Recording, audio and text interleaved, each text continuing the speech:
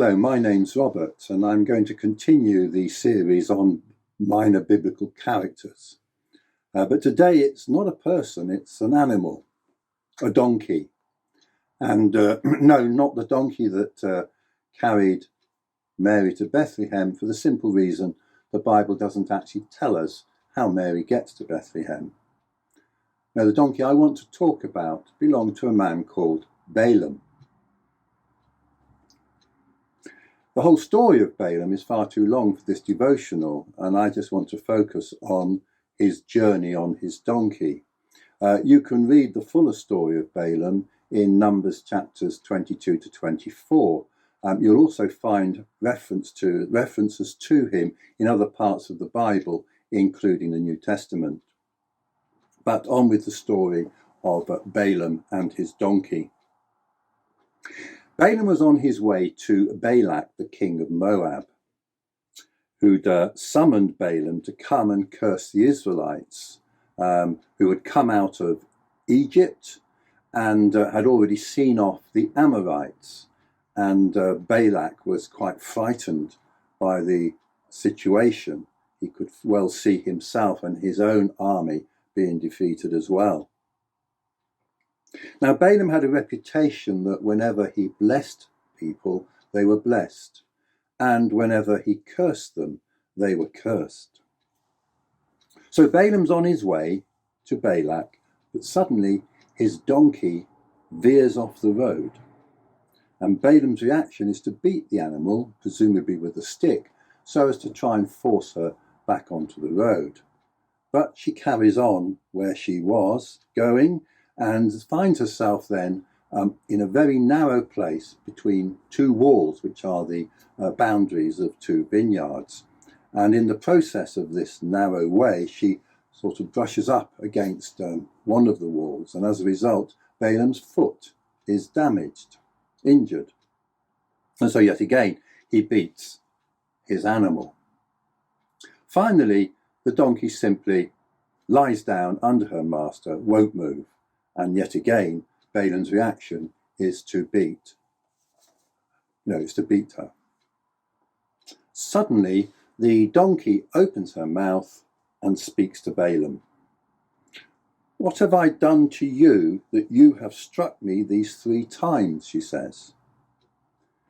Now, does Balaam go, "Wow, my donkey's talking to me, what's happening?" No, he simply answers, "Because you've made a fool of me. I wish I had a sword in my hand, for then I would kill you." Then the donkey says, "Am I not your donkey, on which you have ridden all your life long to this day? Is it my habit to treat you in this way?" And Balaam had to confess that no, it wasn't. That donkey hadn't previously done anything like this. And with this admission, Balaam's eyes are open to what the donkey has seen all along. An angel with a drawn sword who now speaks to Balaam. "Why have you struck your donkey these 3 times? Behold, I have come out to oppose you because your way is perverse before me. The donkey saw me and turned aside before me these 3 times. If she had not turned aside from me, surely just now I would have killed you and let her live."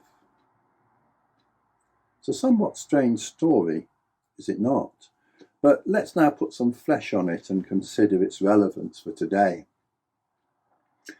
Firstly, Balaam was a religious person in that he had communication with God. Indeed, he had consulted God as to whether he should respond to Balak's summons. And on Balak's first request, the answer was no. And that's the answer that Balaam gave.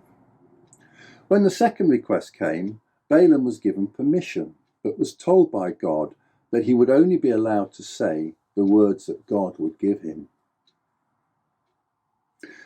The faithful donkey had been trying to protect her master from certain death, but despite his previous encounters with God, Balaam's greed and love of wealth had blinded his eyes to his peril. He'd very much hoped that God would allow him to curse the Israelites so that he could collect the great reward that Balak had promised him. Of course, Balaam's beating of his faithful donkey and desire to kill her, if only he had a sword, revealed him in his true colours. Over the centuries, religious people have been at the forefront of persecuting others.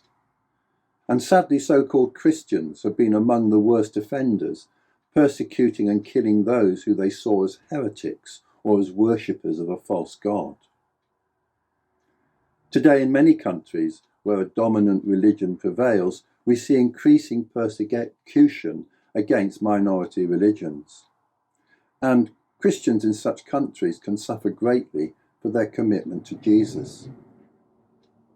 The desire of those Christians to share the love of Jesus so as to lead people to the cross and salvation is met with imprisonment, beatings, and worse. And yet, just as Balaam's donkey was seeking to protect her master from divine punishment, so those Christians are trying to help people avoid the fate of those who remain outside of Jesus. The prejudicial hatred of persecutors has blinded their eyes to the love and care shown by those they are persecuting.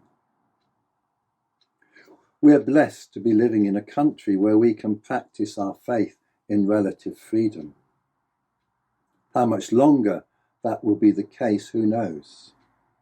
But in the meantime, let us support our suffering brothers and sisters around this world as we are able, and at the minimum, let us pray for them.